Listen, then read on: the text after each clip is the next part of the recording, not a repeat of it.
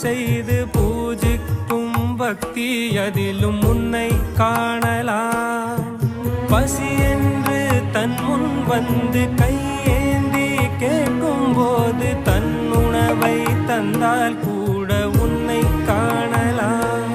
உன்னை காண பல கோடி இங்கு வாரி இறைக்கிறார்கள். எளிதாக உன்னை சேர இங்கு யாரு நினைக்கிறார்கள். அலங்காரம் அதில் நீ இல்லை, அகங்காரம் மனதில் இல்லை. துளி கள்ளம் கபடம் கலந்திடாத அன்பில் இருக்கிறாய். உணர்ந்தேன் உனையே